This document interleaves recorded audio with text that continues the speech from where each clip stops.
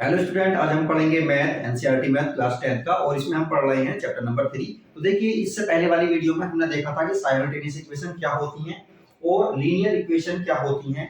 तो अब हम इसमें देखेंगे कि इस वाली वीडियो में हम देखेंगे साइमल्टेनियस इक्वेशन को किस तरह से सोल्व करते हैं। इससे पहले वाली वीडियो में हमने देखा था कि साइमल्टेनियस इक्वेशन को ग्राफिकल मेथड से किस तरह से सोल्व किया जाता है। अब इस वाली वीडियो में हम देखेंगे कि ये साइमल्टेनियस इक्वेशन को अलजेब्राइक मेथड से किस तरह से सोल्व किया जा सकता है। तो देखिए, इसमें 3 मेथड्स होते हैं हमारे। पहला है हमारा सब्स्टिट्यूशन मेथड, दूसरा है एलिमिनेशन और तीसरा है हमारा क्रॉस मल्टीप्लिकेशन मेथड। इन तीनों की हेल्प से ही हम क्या करेंगे, इक्वेशन को सोल्व करेंगे। देखिए, एग्जाम में कैसे आ सकता है, या तो डायरेक्टली बोल देगा कि इस वाले मेथड से, पर्टिकुलर मेथड से सोल्व करिए, या बोल सकता है कि किसी भी मेथड से सोल्व करिए। तो जो भी आसान आपको मेथड लगेगा फिर उससे सोल्व कर सकते हैं। तो देखिए, यहाँ पर ये हमारा एग्जांपल है, solve the following equations by substitution method। तो सब्स्टिट्यूशन मेथड से इस वाली इक्वेशन को, ये दो इक्वेशन जो दे रखी है, सोल्व करना है।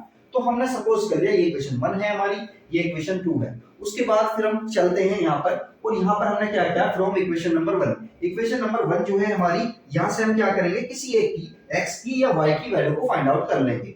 तो हमने यहाँ पर y की वैल्यू को फाइंड आउट कर लिया है। तो y इक्वल क्या हो जाएगा हमारा, 2x उधर चला जाएगा, तो y इक्वल हो जाएगा 7 - 2x, जो कि वो रहा। अब y की जो वैल्यू आई है हमारी फर्स्ट इक्वेशन से, इस वाली वैल्यू को हम इक्वेशन नंबर सेकंड में पुट कर देंगे। जहां पर y लिखा हुआ है वहां पर क्या पुट कर देंगे, 7 - 2x पुट करेंगे। तो देखिए, हमने यहाँ पर पुट किया, तो देखिए ये रहा हमारा 4x - 3 और y, इस y के प्लेस पर हमने रख दिया 7 - 2x + 1 = 0। अब इस इक्वेशन को हम सोल्व करेंगे। तो देखिए, सोल्व किस तरह से हमने किया है, इस 3 के अंदर मल्टीप्लाई हो जाएगी हमारी, तो 3 × 7 कितना हो जाएगा, 21, माइनस माइनस मिलकर प्लस हो जाएगा। तो 3 × 2 कितना हो जाएगा, 6x + 1।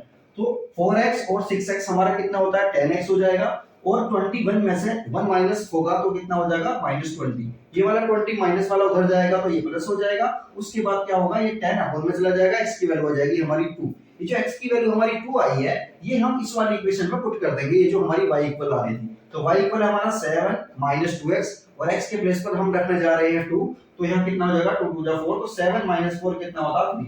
तो ये इक्वेशन हमारी सोल्व हो गई है, साइमल्टेनियस इक्वेशन। x की वैल्यू हमारी 2 आई है, y की वैल्यू हमारी 3 आई है। तो सब्स्टिट्यूशन मेथड काफी आसान है, आसानी के साथ हम काफी यूज भी करते हैं इसका। अब हम अगला जो हमारा अपना नेक्स्ट मेथड होगा, एलिमिनेशन मेथड होगा, इसकी हेल्प से हम देखेंगे किस तरह से इक्वेशन हम सोल्व करते हैं।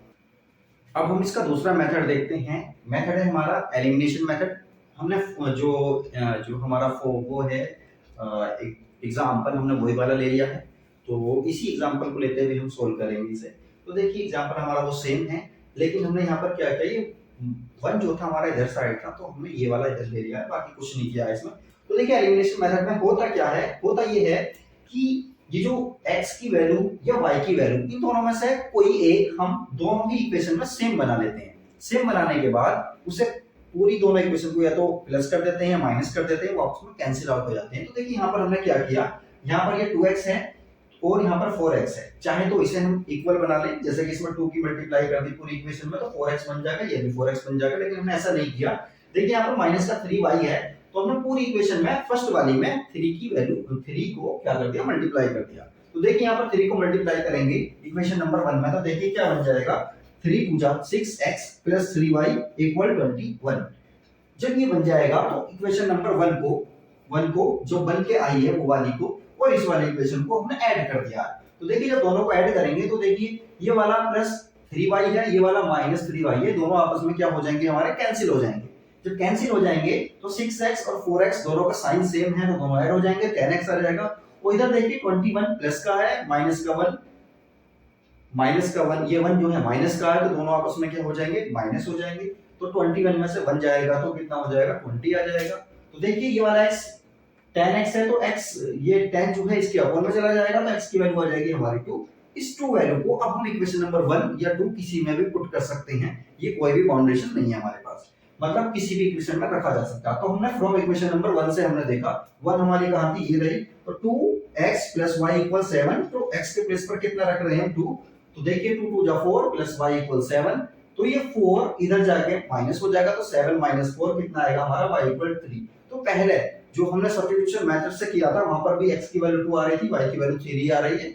और उसी तरह से क्या होता है, किसी भी मेथड से हम करेंगे तो आंसर तो सेम ही आएगा हमारा। अब हम इसका नेक्स्ट मेथड देखते हैं, क्रॉस मल्टीप्लिकेशन मेथड होता क्या है। अब हम इसका तीसरा मेथड देखते हैं, क्रॉस मल्टीप्लिकेशन मेथड। ये किस तरह का होता है? दो हम मेथड देख चुके हैं, सब्स्टिट्यूशन और एलिमिनेशन। अब हम मल्टीप्लिकेशन वाला भी देखते हैं। क्रॉस मल्टीप्लिकेशन मेथड क्या होता है? जो ये है हमारा एग्जांपल, वो तो हमने वही लिया है इस बार में। लेकिन देखिए इसमें क्या होता है, इसमें राइट हैंड साइड पर हमें जीरो करना होता है, बाकी सब कुछ लेफ्ट साइड में लेकर चले जाओ। राइट हैंड में क्या होना चाहिए? जीरो होना चाहिए।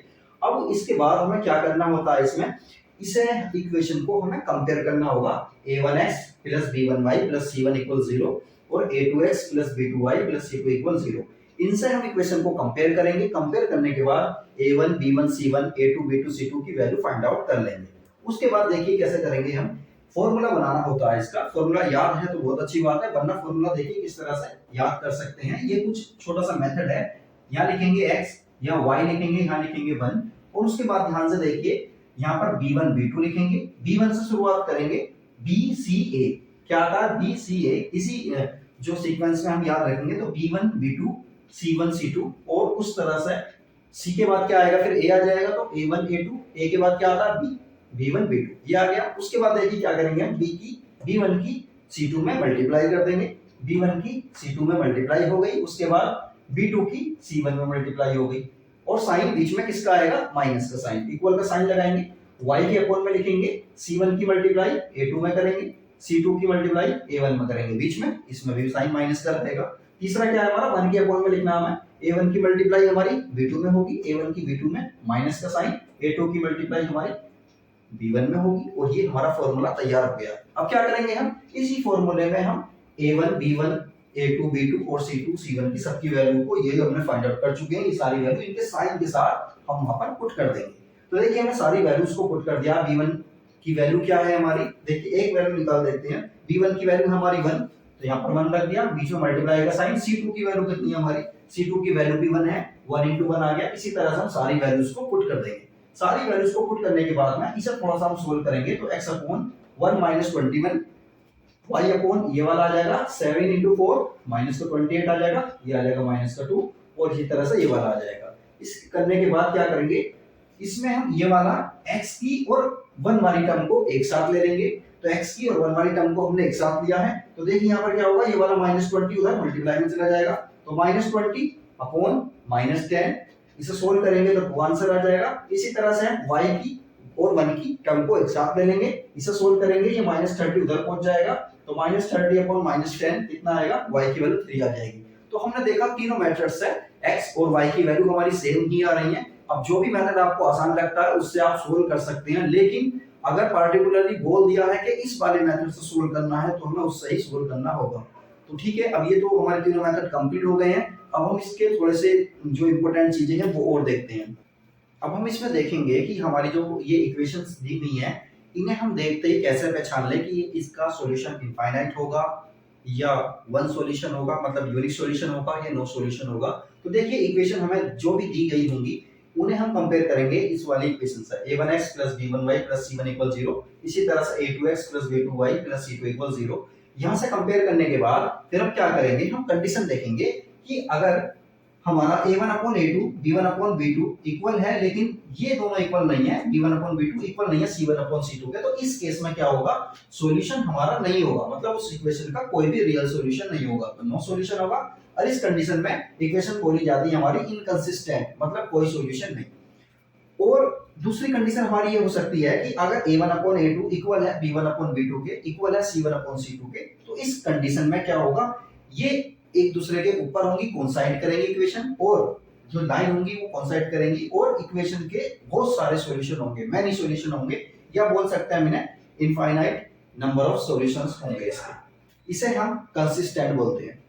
तीसरा केस हमारा ये हो सकता है has a unique solution. Unique solution कब होगा, जब a1 upon a2 not equal to b1 upon b2 होगा, तो इस केस में हमारा एक सॉल्यूशन बनेगा। अब देखिए इसे एक एग्जांपल से समझ लेते हैं। Find the values of k for which the system of linear equation has a unique solution. k की किस वैल्यू के लिए ये दोनों इक्वेशन हमारी कैसी होंगी, यूनिक सॉल्यूशन होगा। अब यूनिक सॉल्यूशन के लिए हम जानते हैं केस कौन सा है हमारा, a1 upon a2 not equal to b1 upon b2।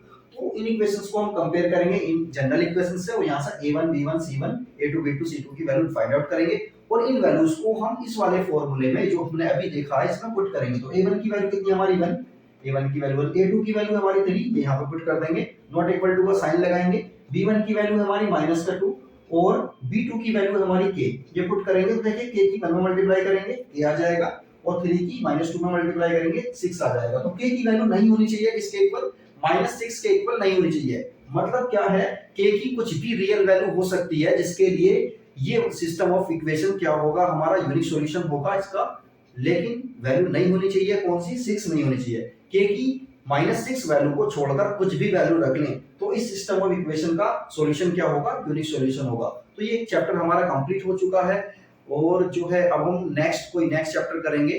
तो